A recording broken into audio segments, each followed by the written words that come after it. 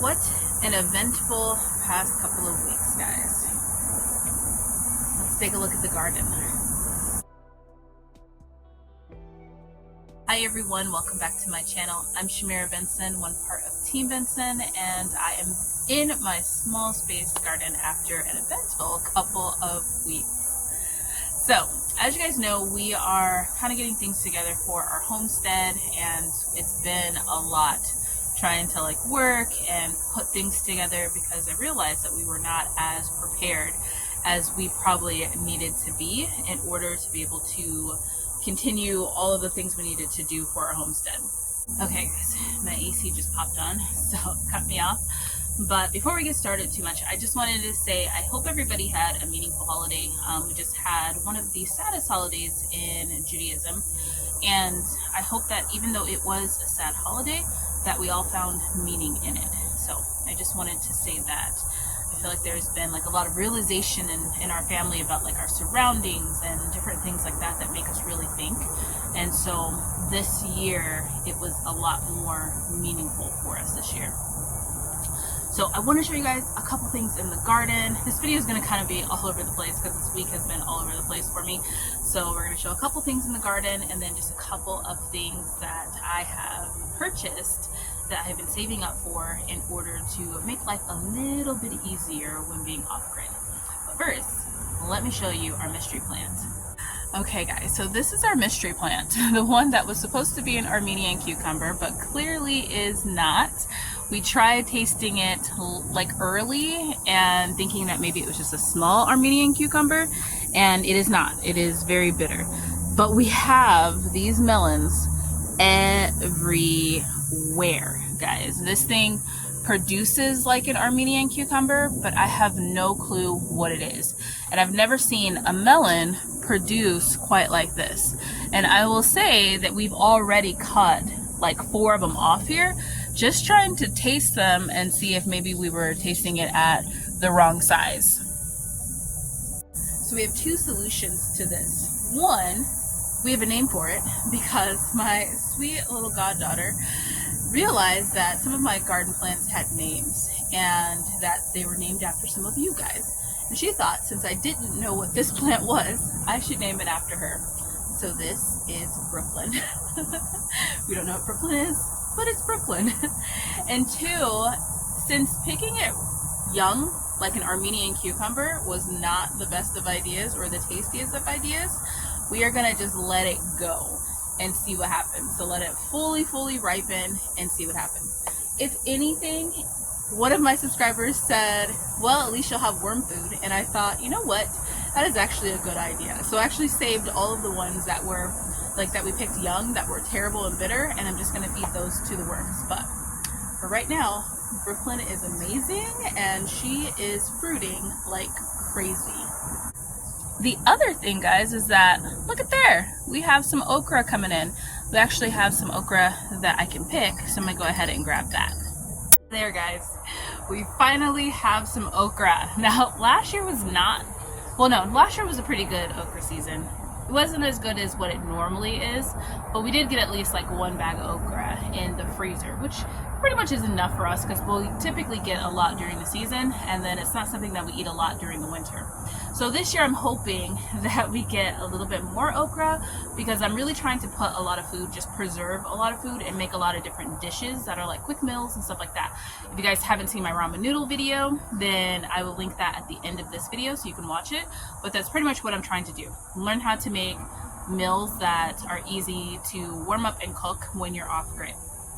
So I want to take you guys a little bit shopping with me and show you guys a lot of the things that I had got and purchased.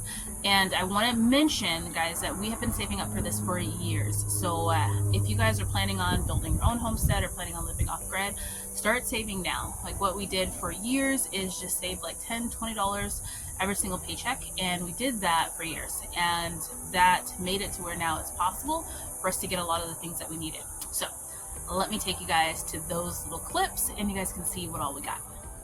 Okay guys, so I made it to Bass Pro Shop And we are gonna try and find Mr. Benson some pants he can't tear up, and then also try to find a machete for him to help him clear land with. So let's go see if we can find those two things.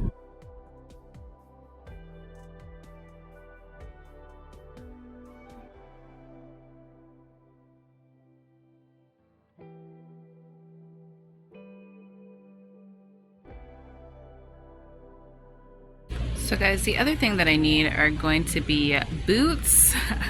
I, like every other Western girl on the West Coast, has a pair of cowboy boots, but they are not conducive to hiking our mountain. But here's the thing, guys, I'm extremely cheap and these boots are expensive, but I know that they'll probably be better for my feet and make sure that if I get bit by a snake that it doesn't go through and like hurt me.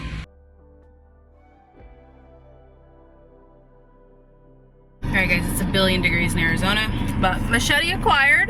It's kind of large. Now, Mr. Benson will be, we will have like a company that's coming out to do some of the clearing too, but he also is going to do some of the clearing so that then we can save money doing it. So that's what he wanted.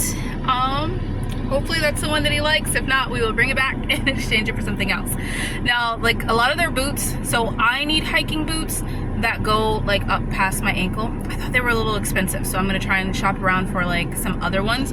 Now, one of the things I don't want to do is not have good quality things, just because, you know, this is gonna be a big project for us and I don't want things breaking, like, you know, a machete or like, you know, soles of the shoes or something like that, and having to then replace them, so essentially buying them twice.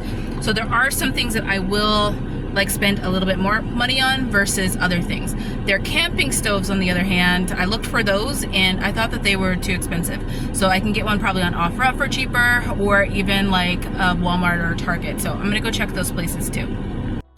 Okay guys, so this is the bathroom setup. Now we also have a big tent. It's like an actual portable bathroom tent. So all of this will go inside a tent that we can zip and have our privacy. So this is the portable toilet. And then this is gonna be the bucket that we have the wood shavings in. These are pine shavings.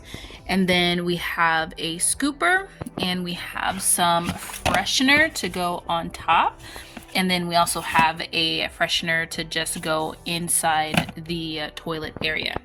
I don't know if it's gonna smell gross, but I don't like smells. So to prevent that, we're gonna have little fresheners everywhere. Now this, I'm gonna take out so that you guys can see it. All right guys, and that is pretty simple. All you did was just show you the instructions. You just put the little thing in there, and then you can put the bags. I didn't put a bag in there. And then you just put the lid on it. And then you just throw it away, pack it back down. So, and it just has like a little lid. It has a seat, which is nice.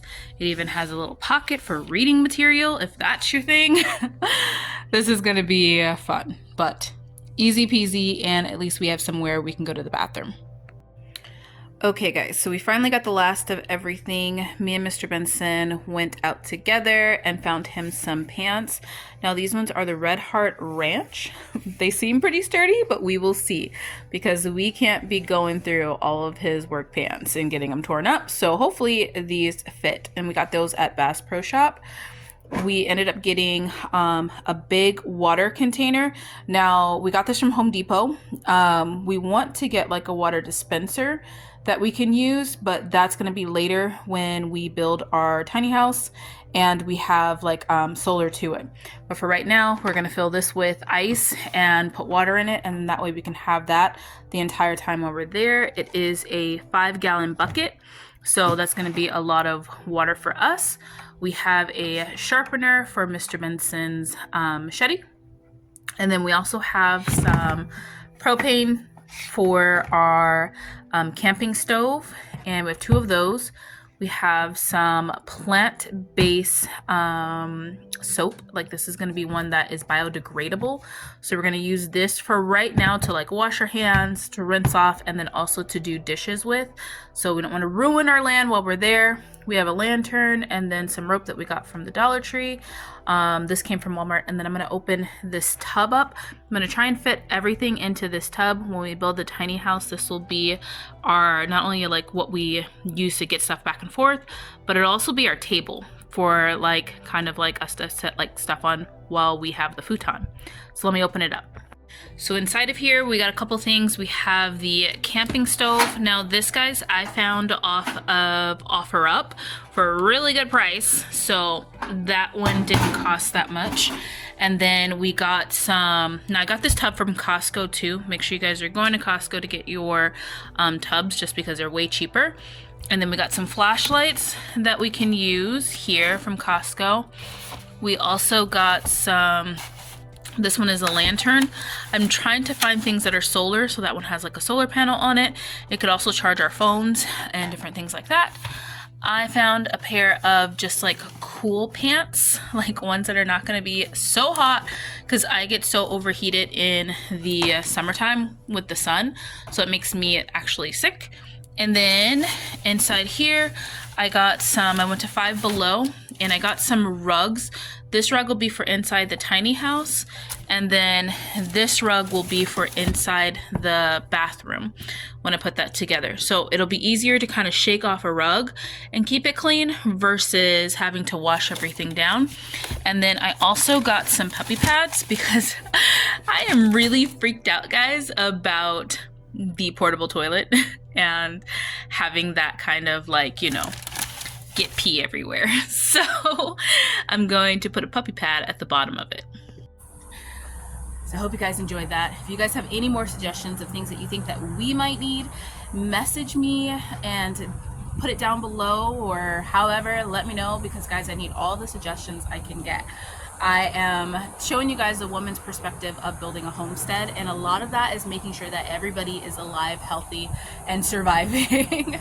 So I've been watching the Holler Homestead, and I swear Meg is one of my sheroes, because she's always cooking fresh food for her family that comes in after like a long day on their farm, and she just, you know, has all the food ready and it's all healthy, and I'm like, I want to be like that. I can do that.